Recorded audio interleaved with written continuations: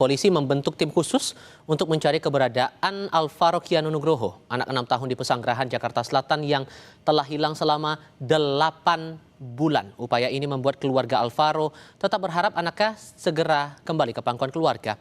Polisi menyebut telah membentuk tim khusus untuk mencari keberadaan Alvaro. Tim terdiri dari personel Reskrim Polsek Pesanggerahan, Polres Jakarta Selatan, dan Polda Metro Jaya. Proses pencarian pun telah dilakukan hingga keluar Pulau Jawa, bahkan pelebaran area pencarian dilakukan hingga ke Sumatera dan Kalimantan.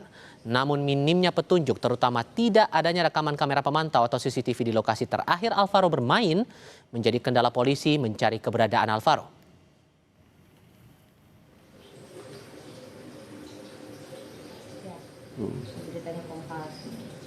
Sudah kami dari pihak Polsek Reskrim, Unit Reskrim Polsek Pesanggerahan, Satreskrim Polres Metro Jakarta Selatan, dan juga dari Resmob Polda Metro Jaya juga bergabung secara intens, saling berkomunikasi. Setiap ada informasi yang masuk, kami selalu menyampaikan dan mendalami dan juga menindaklanjuti setiap ada laporan masuk. Begitupun juga dari kakek dari adik Alvaro, ibunda dari adik Alvaro, karena banyak yang masuk komunikasi kepada pihak keluarga menyampaikan melihat adik Alvaro ada di wilayah Depok, di wilayah manapun.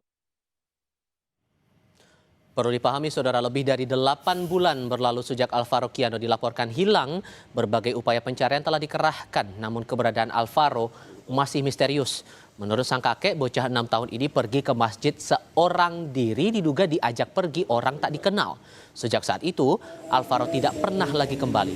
Doa tak henti terucap dari keluarga Alvaro, berharap sang anak dapat segera kembali pulang ke rumah dengan selamat. Informasi sekecil apapun mengenai Alvaro kini bagaikan secercah harapan untuk bisa menemukan keberadaan sang bocah.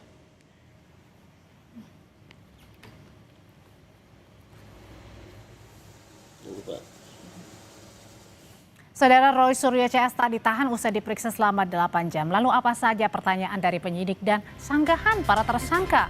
Roy Suryo akan menjawabnya di Sapa Indonesia Malam.